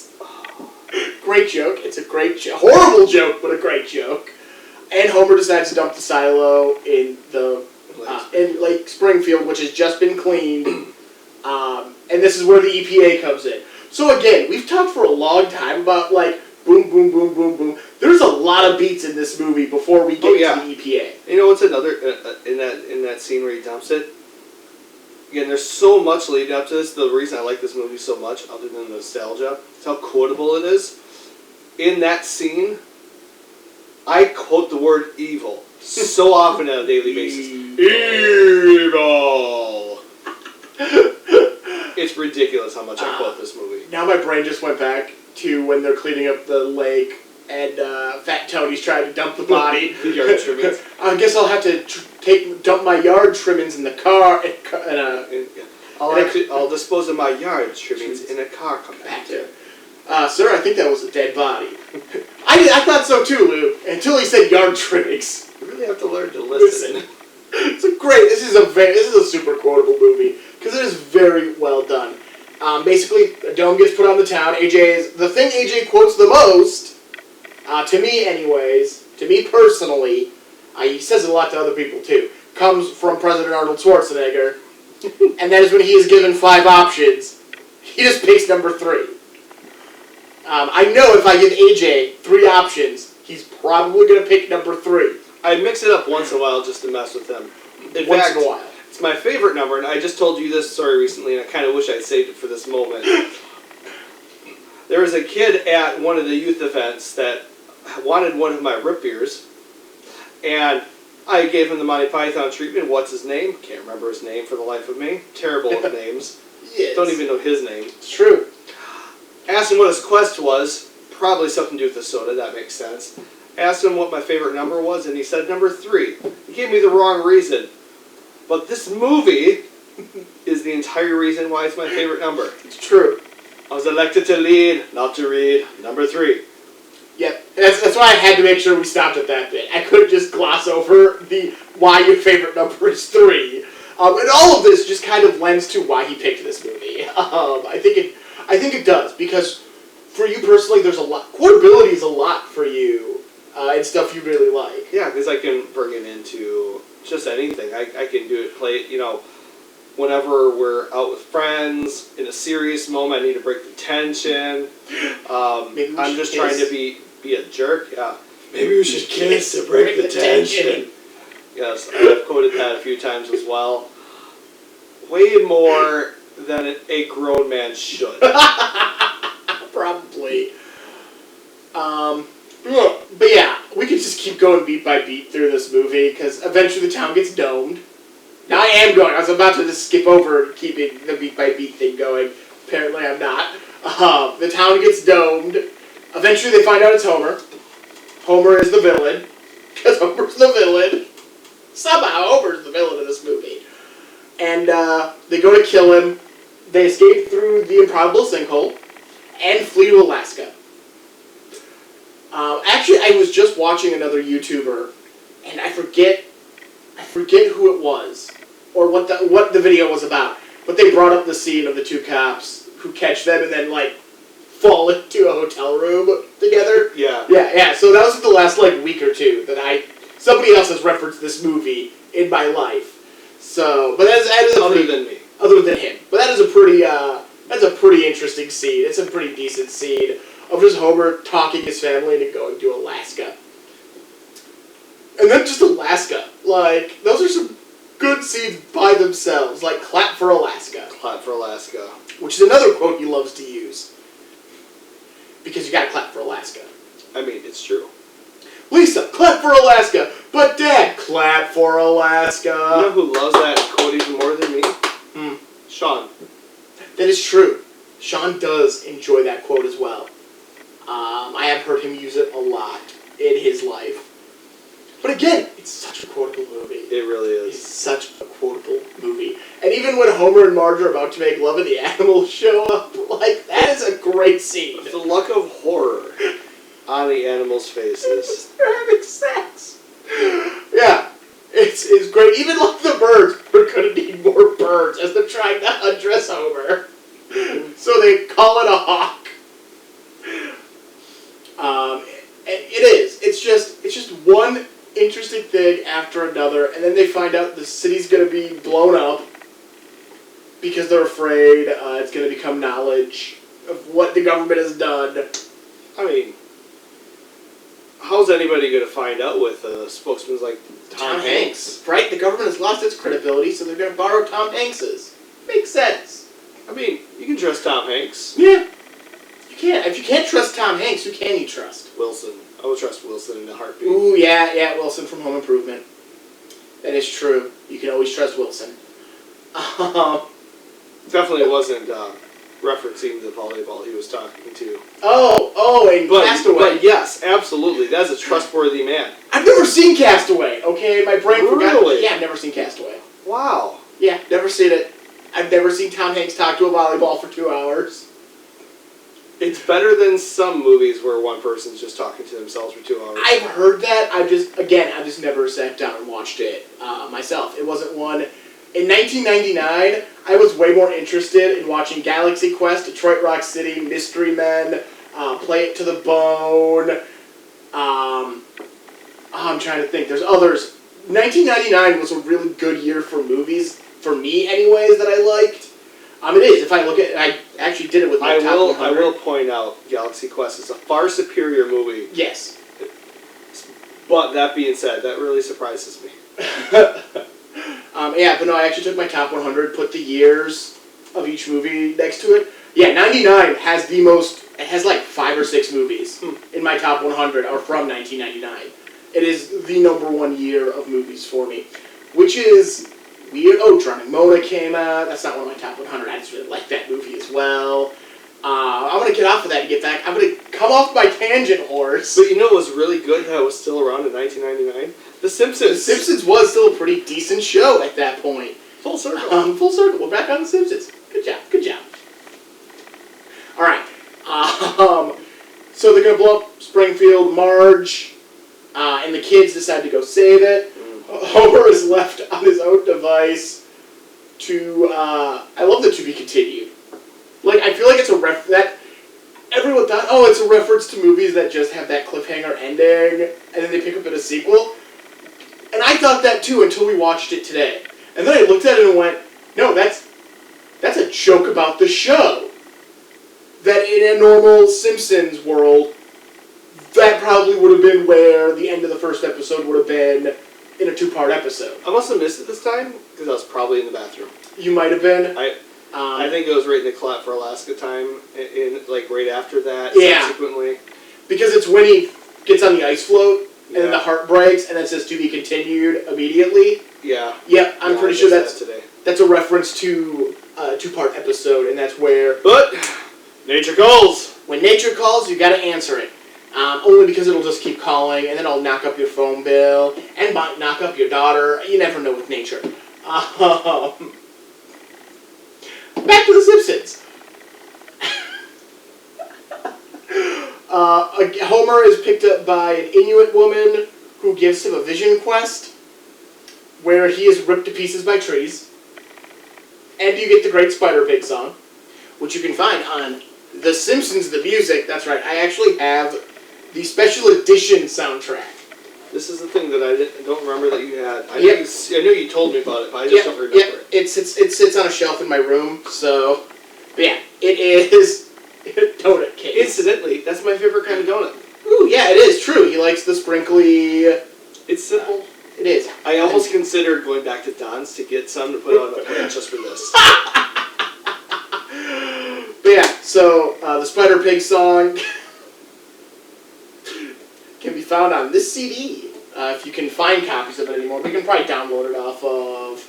I have to eat this. Stop that. Fine. That's not for your belly. Sad day.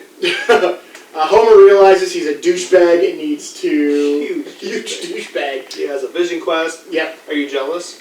That he got a vision quest? Yes. Yes, obviously. I mean, he had a vision quest. Peter Griffin had a vision quest. Everyone gets vision quests for me. Even I've had a few vision quests. It's true. He then goes off to save his family who are captured by Russ Cargill, the head of the EPA, who again, we're glossing over him, but he's got some great dialogue as well. Oh yeah, he's a great character. Especially the, sir, you're mad with power. Have you ever tried to be mad without power? Nobody listens to you. It is a great character. He goes off to save his family, and that's where you get the most overused joke in the advertising, which is him being swung around between a rock and a hard place. Yep. Yeah, it's a good joke that everybody can appreciate. It's a good joke. It's just one when he went to go see the movie. You'd seen it so many times in the ads. Yeah, when it's finally happened, it wasn't funny anymore. Yep. You can appreciate it for what it is, but it's like, you know when you see an ad for a movie and they play 3 to 4 minutes of the movie, and it's like, this is the highlight of everything. This movie's gonna suck. Mm-hmm. And I knew it wasn't gonna be that way with the Simpsons movie, but that ruined that joke for me. Oh yeah. Although honestly, the saving grace of that joke really was that we can't stop at every stop, Vunve Or Veldsine. Or Veldsine. I do like the random zesty fork. Yes. Like, why is it a zesty fork? Why? I don't understand why it has to be a zesty fork. Yep. Like, if it was a rusty fork, I would get it. It would make sense to me. Why is it zesty? I don't know. Does Alaska have something with zesty forks? I don't know. I feel like I should understand this reference. Is Zesty Fork an actual product? Because if it is, it might be product placement. But then again, in this movie, like, I'm not even sure if it has product placement. I didn't pay that much attention to it. Yeah. But eventually he gets back in the dome using super glue, which, ow. Right next to the jetpack. Right next to the jetpack. He slides down a bomb that's been lowered into the town. Would have murdered everybody on his way down from the fall. Yes. And what's funny is, technically speaking, the smart thing would have been to do, which he obviously couldn't do because people are climbing up the rope, would have been to pull the bomb up. Yep. And then place it on the outside. Yep. That would have been the smart thing. He would have found out very quickly it was not something he would be capable of doing. Yep. But it would have been the right option. It would have been the right option. But then again, there's still some good humor left. Especially when he's sliding down and telling everyone to get out of his way. Yep. like they have an option. Yep. Oh yeah. And then he kicks the bomb and the time goes down on it, so everyone's pissed at him again. Goes down to 411. Yep. And then the bomb disposing robot. He kept saying he was going to do it, but I never took him seriously. I mean, that was almost 15 years ago. Could you do a good suicide joke like that now? I don't think so. I don't think you could do it with a robot. I don't think you could do it with anything. Like with the black joke with Carl, that'd be a hard one to pull off. That'd be a hard one to pull off today too. Yeah. And black, that's the worst color. And I always joke about that. It's like black actually isn't a color. Mm-hmm. Like that's not actually a thing. I mean, technically speaking, I've maybe seen like one legitimately black person in my lifetime. But I've been to Africa, and I've seen millions of people who are black, but they're all just brown, shades of brown. Much like you're a shade of brown, I'm technically a shade of brown. Just much less tan. Yeah. I've seen maybe one legitimate black person. Okay. So I always really appreciate that joke. It is. It's a fun joke. I like it. Oh, black, that's the worst color. But yeah, sorry, Carl. I get it all the time. But yeah, after 15 years, yeah, there are some jokes in this movie that wouldn't fly today. But they're still, for me, they're still funny. They're still nostalgic and funny. That's why I do like them. It brings you back to a time when you can make those jokes. Much like we were watching Mad TV prior. There are a lot of jokes that you can't make anymore. Oh, yeah. And I really like that you can still watch something. And something that hasn't really hit the outrage mob yet. Yep. Oh yeah, the outrage mob, we gotta stop this mob. Which is why it's always good to own physical. That's why I believe in owning physical media of whatever I really like, for that fact. Because, right now, like I told you before, I found out that my copies of Dogma that I own, that's it. That you can't just go on Amazon and buy Dogma. You can't stream it. You have to own it. You have to physically have a copy of it to watch it, and those copies aren't cheap anymore. So I'm glad I own a copy of Dogma, because now no one can tell me I can't watch it. Which is yeah, it is true. What joke were we on that started this tangent? The suicide joke. That's right, robot suicide joke, which I laughed at when it happened. Yeah, that's just a good joke. It is. It's a great, especially Wiggum's response. It's like they could have just had the robot shoot itself, and it still would have been a good joke. It's Wiggum's response back to it. Like, that's a great joke. Bart runs off to be with the Flanders until Homer shows up with the motorcycle. After having another moment with the tree. Yep, another epiphany tree moment. To ride the motorcycle to get rid of the bomb. And he knows Bart well enough to know if he lets him hold the bomb, Bart will forgive him and ride with him. Good father-son bonding moment. Yep. He gets me. I mean, he's going to die anyway. Yep. Like, why would you not ride you hold the bomb? Hold the bomb and ride the motorcycle around the dome. They get rid of the bomb, it blows up the dome. We get the one death in this movie of Dr. Nick, which I think has been retconned at this point in the show. I'm pretty sure he's been a character. Oh yeah. Since then, again, I haven't really watched the show in probably a decade at least, if not more. Yeah, it's been a really long time. Maybe one of these days. Maybe. Not here though, because you can't get it. No. We could do it on Hulu. I think Hulu gets the new episodes. Well, there you go. You can watch that one day and be disappointed. That's right. We could, and then we could go watch some new Simpsons on Hulu and be disappointed. We might. Who knows? And maybe we'll do a little like splice it to be like we were disappointed. We could watch the most recent episode on there right after this and go, why did we watch this? Why did we watch this? Which would probably be very truthful. Anyways, they get the bomb out, it explodes. Homer tries to jump Springfield Gorge again on accident. Yeah. And still fails. And it's funny because the first time you're like, he's finally going to make it, and he doesn't. Yeah, and he still fails. And like I said before, the ambulance is still crashed against the tree. They finally have a face-to-face with the villain. Yep, and then my one disappointment of the whole movie. Oh yeah, I want to get to that, but I figured we'd get through the rest of the movie and then double back to that. I've been thinking about it this whole time. Disappointment. Yeah, I've been thinking about it this entire review. Trust me, I didn't overthink. So in a positive, the joke about Maggie is fantastic. Yes. What a happy little accident you turned out to be. Yep, it's a great joke. It is positively a great joke. And I take that on a personal level. I am a wonderful accident. I'm like 80% sure I am. I'm not 100% sure if I was an accident. Well, I mean, I'm 50%, depending on which parent you ask. Okay. One parent was in, the other parent was not.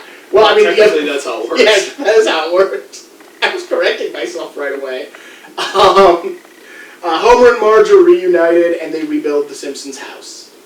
And that is... And then there's, another father-son bonding moment at the end there. It's almost wholesome. Yeah. And it kind of reprises exactly what was at the beginning. Mm-hmm. Bart. To their credit, their relationship seems better. Bart gives him safety goggles. Yep. But Homer's still a buffoon. Yeah, it's true. Because he can never stop being a buffoon. No matter how good of a father he becomes, he can never not be a buffoon. You can't get rid of that piece of nature. And then you get the bits in the closing credits with another suicide joke. Oddly enough, I just realized that there's a second suicide joke because Burns' mansion has been ransacked and rioted out. Oh, yeah. And he tells Smithers, I don't believe in suicide, but if you want to try it, might make me happy. Again, that's another joke that would never work in today's culture. Nope. But it's such an amusing line. Because you really think he's about to say it about himself. And then, nope, you might take amusement by watching Smithers do it? Oh, poor Smithers. And then you get the last little bits of jokes. The sequel joke, which I'm really sad we didn't get a sequel. Because if they put as much love into the sequel as they put into this, it would have been really good as well. Definitely. Who knows? We still might get a sequel. I don't know. With all of the changes the show made, I don't know if I want a sequel. If it took 18, 19 years for the movie to come out, depending on when it actually started, we've got a few years to go yet. It is true. If they do decide to drop one day, I want them to take some time on it. Oh yeah, I want them to as well. What I was talking about wasn't even... I know there was the whole thing with Apu and Hank Azaria voicing Apu. That's not what I'm referring to. It's actually, I'm pretty sure Harry Shearer left the show. So all of his voices are being done by other people now. And to me, I watched the show in its early days. He is the voice of Principal Skinner. That is the voice I want to hear. But for a movie, who knows, they might be able to bring him back. One would hope. Yeah, so our biggest disappointment in this movie, I think we're at the point where we can finally talk about it. Because I thought of it when we were watching it. Every time I watch it, I think this is the missed opportunity. So originally, there was someone billed in the cast who's not in this movie. And they should be. They should be in the cast. And that's Kelsey Grammer.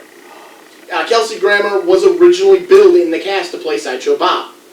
But we don't get Sideshow Bob. Apparently... From what I've read, the original concept was that at the end, when Russ Cargill has them at gunpoint, he's supposed to remove a mask and show which is Sideshow what I Bob. want to happen, because that's the running gag in every episode. Yep. If Sideshow Bob is in the episode, or there's some obscene plot where Bart is in danger, it's Sideshow Bob. Yep, which would have made sense why he wanted to dome the city, why he wants to blow up the city, why he wants the Simpsons back. You know, it's all this obnoxious plot to kill Bart. Even if it was literally just, afterwards, Maggie hits him in the head, knocks him out. What a happy little accident you turned out to be. And he walks up, and it's like, and then Bart goes, I know who it is, and he tries to rip off the mask, and he can't do it. And then Sideshow Bob walks up, and he's like, I don't know why you're blaming me. I've changed my ways. Like, it would have been a good joke. I would have accepted that type of Sideshow Bob joke as well. I do. I think that was a missed opportunity by not having Sideshow Bob anywhere in the movie. It really was. Because he is such an integral part of the show, especially for the audience they were trying to reach. Because this movie wasn't trying to reach modern Simpsons viewers. It was trying to reach back. For the first time, I caught a joke. That really made me think that. So, modern Simpsons, towards the end of when I watched it, Moe was obsessed with Marge. That was a running joke. But in this movie, he walks out and calls her Midge, which is what he called her in those first couple, the glory days of The Simpsons. He wasn't obsessed with Marge. He called her Midge. He couldn't remember her name. So that just landed in my head that, holy crap, this movie really is targeting original Simpsons viewers, not so much new Simpsons viewers. They want those Simpsons viewers who started watching when they were 2 or 3 or 5 and are now like in their late teens, early 20s to go see this movie. Viewers like me. Yeah, viewers like us. We're the PBS of The Simpsons. Woo! Yeah! Go sports. Go sports. But yeah, that is my one regret with this movie, is that there isn't any Sideshow Bob. I'm glad Fat Tony's in it. Yeah. Good little cameo. It's a good little cameo, and that's all at the minimum, that's what they should have done with Sideshow Bob. You don't want them to interrupt the plot. Yeah. You just want them to make themselves known. Yeah. That they're in this universe. And, like, Barney did that in the pile of beer bottles. He did it when he threw the Molotov cocktail. Yep. He did it in the AA meeting. Like, little things like that. The twins did it when they were in the government building. Yep. Like, well, that's a deleted scene. Patty and Selma were a deleted scene. That's right. But yeah, you just want all of these characters acknowledged in some way, shape, or form within the movie's world. Because these other characters you love, and all the B characters who you love are in this movie, except Sideshow Bob. And I think that's why. That was the disappointing part, is you didn't get Sideshow Bob. You didn't get Sideshow Bob. You didn't get Kelsey Grammer's voice. Yeah, and is it so far-fetched that Sideshow Bob would go out of his way to kill an entire town in order to get Bart? No, it's not. That's why it would have been good. That is well within, especially early Sideshow Bob. That is well within early Sideshow Bob mentalities. Even later, because I know he changed his ways, and then I think later on he went back to trying to kill Bart. And which was entirely Bart's fault, if I remember. I think so. It's been a long time. It's been a long time since I watched those episodes. It's one of those I'm a redemption character things, and then there's paranoia involved, I know. And then they ruin their life, and then they come full circle. Yeah, I know on an external hard drive I had that I lost years ago, I had all the Sideshow Bob episodes up to that date on it. I remember you losing that. Yeah. It's a lot of sadness. It was. There was a lot of stuff. Luckily, I've been able to replace all of my stuff, like all the videos I had made. I found ways of getting copies of those back. But yeah, I had all the Sideshow Bob episodes up until that point on there. And I know he actually is in one of the Treehouse of Horrors. Like, one of them is him successfully killing Bart. And I forget what the rest... I watched it, I can't remember what the plot of it was. Because that's the reason I watched it, is, it's Sideshow Bob in a Treehouse of Horror sketch. Yeah, I want to watch this. Yeah, I want to see what that is. Yeah. Because Sideshow Bob is one of my favorite characters. If I had another Simpsons pop, if I just found it randomly, I'd own a Sideshow Bob. But I found Radioactive Man, and I bought Radioactive Man. because, you know, it was one of the more interesting side characters. He doesn't do a lot. Unfortunately, like, you need a lot of different characters. Like, they actually look pretty good as Pops. They do. They look good as Pops, but there's so many characters, and it's one of those collections that's even never if going you to had stop. side characters. Mm-hmm. Like, Duffman. Yep. I've seen the Duffman. I didn't buy it, but I have seen Duffman.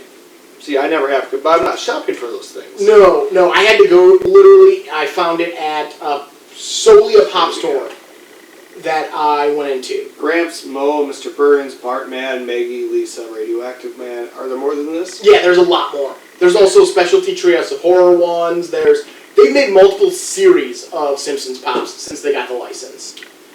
So basically any character you want is probably, there's a Pop for it somewhere. It's just how easy it's going to be to find is more or less the question.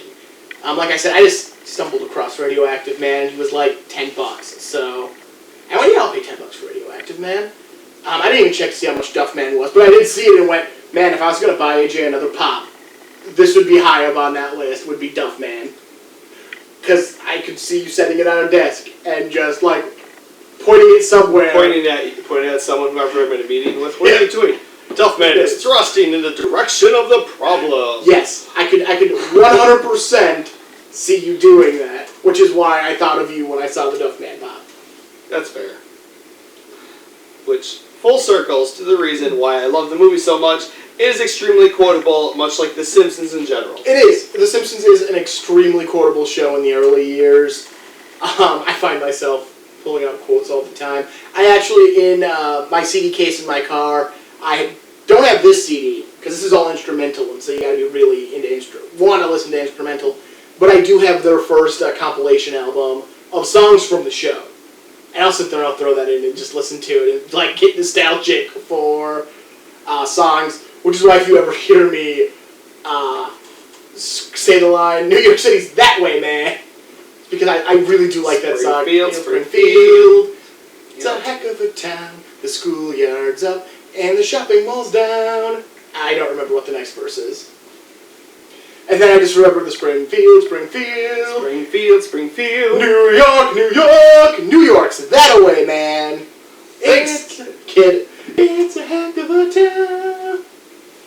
Yeah, I'm a nerd when it comes to things, but as are you. I mean, we're sitting here with a bunch of Simpsons stuff in front of us, going on what is probably a fairly decent amount of time talking about this movie while you're wearing a Bart shirt. I mean, we love it so much. I also got you. Remember when I went to Goodwill? I found you that. Oh yeah. The Bart band. Yep, I can't remember the crusty hat. Yep, I can't remember where. I forgot about that. I can't remember where I stuck that. It's probably in my closet. Because I didn't have anywhere to put it. One of the best finds though ever. Like one of the best things I've ever found at a Goodwill. Where are you ever gonna find that? That is true. That is very true. That is not an easy thing to relocate. It's like one of those things that you don't know you're looking for until you see it. Oh yeah, and that's basically what you find at Goodwill. Alright, it's about time to start wrapping up our little discussion here. Thank you for joining me, AJ, on another one of these videos. I hope you guys enjoyed listening to AJ. I'm now going to try. I've not figured out how to end these each of these segments, and I'm still not going to figure it out now.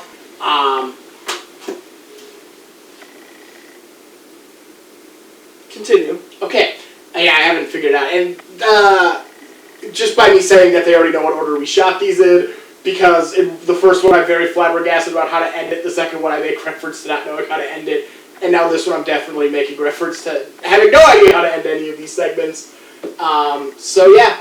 You might have an answer. All right. You have to wait until you're done wrapping up. Okay, he might have an answer, but I gotta finish wrapping up. But again, thank you, AJ.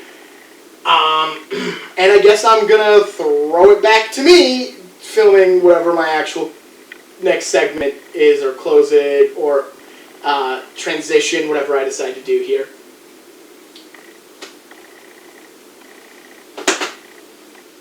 So, that just about does it. For my 100th episode, we had a lot of fun, and we talked about a lot of interesting movies. I hope you enjoyed it. And I hope you come back next week, because this isn't the end. I'm not done making these reviews. I mean, come on.